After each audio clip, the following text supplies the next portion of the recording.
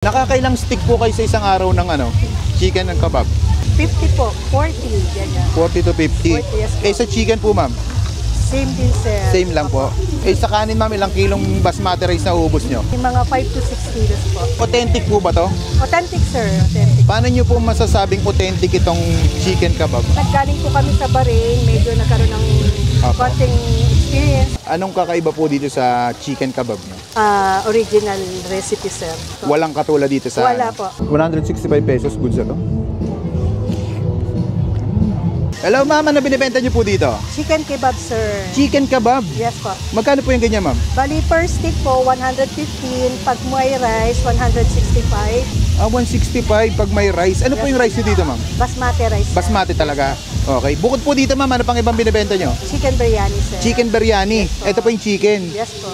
Magkano naman po sa chicken Same biryani? din, sir. 165 po. 165 din. Sige nga, ma'am, pa-order po ako nito. Okay po. May luto na po ba nito? Yes, sir. Ayun, Ito na po sige yung po. pre-cook natin. Okay, sige po. Isang order po. Okay po. Yun. Sinasabawan din Yes siya, po. ano, ma'am? Yes, sir.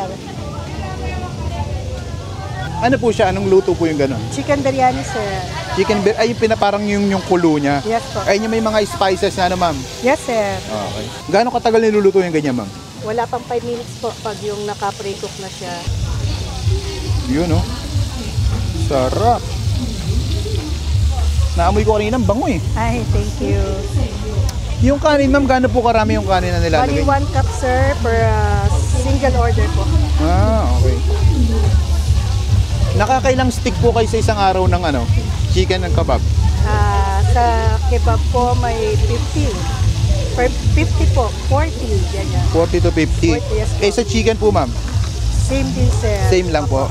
Sa kanin, ma'am, ilang kilong basmati rice na ubos nyo? Mga 5 to 6 kilos po. 5 to 6 kilo? Yes po. Grabe, ang dami. Yes po. Anong pangalan pala nitong niya, ma'am? Stall nyo po? Joyce Biryani, sir. Okay. Anong oras po kayo nag-open dito? Bali, 4 to 11 po lang natin. Araw-araw po. Yes po. Anong location nyo po dito, ma'am? Dito po sa Imus Plaza, Sa bandang likod, tapat ng... Alpha Mart po. Yon, tapat ng Alphamart. Yes po. Paano nagsimula tong tindahan nyo, ma'am, na ganito? Paano nyo naisipang ganito ang itinda nyo? Biglaan lang. Tindahan lang talaga. Yes po. Ito, ma'am, authentic po ba to? Authentic, sir. Authentic. Paano nyo po masasabing authentic itong chicken kebab? Bali, sir, from naggaling po kami sa Bahrain, medyo nagkaroon ng konting experience, luto-luto. Yan lang po.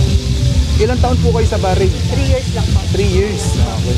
Gano'n na po kayo katagal nagtitinda ng kebab? Bali, 2 years na po. 2 Bali, years na po. nag-start lang kami, sir, dito rin sa Imus Plaza Bazaar. Depende, sir, pag sa customer kung medyo gusto yung toasted or Apo. medyo okay na po yung ganito. Pwede mag-request ng Yes. Pero yung normal na luto niya, ma'am, Ganito lang, sir. ganyan lang talaga. Mas masarap yung ganyan no? Para talagang juicy pa. Yes, sir. Tapos ano pong ilalagay dyan? Pipino. Yes, sir. Tapos yogurt. Yes po. Yun.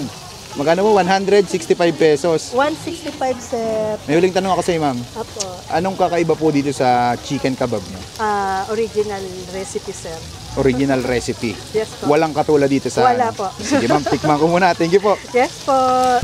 At ay mga kabangers, nandito tayo ngayon sa Imus Plaza dito sa Joyce Biryani. Ayan, titikman natin yung kanilang chicken kebab. 115 pesos pag kebab lang. 165 pesos pag may kasamang rice.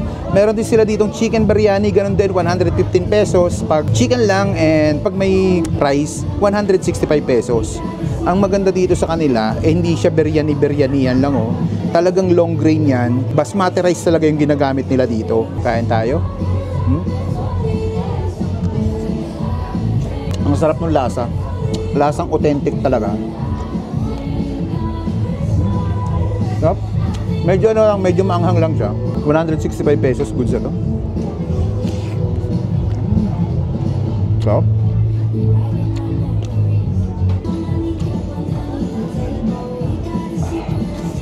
Mainit na, maanghang pa. Pero yung mas nakakagana talaga yun. Lasang authentic.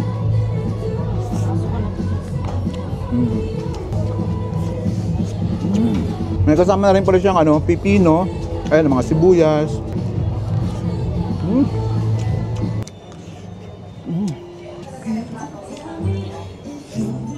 Ano?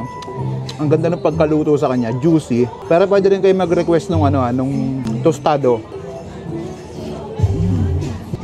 Yummy eh.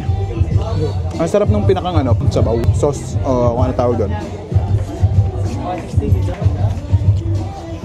Ito pala yung chicken nila, chicken biryani nila kung gusto nyo. Man. Mas malaki siya kaysa dun sa kebab. 165 lang din.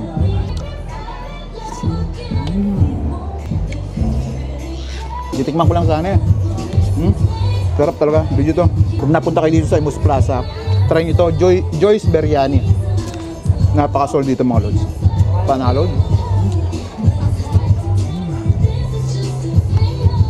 Ano? Order pa ako, nabitin ako.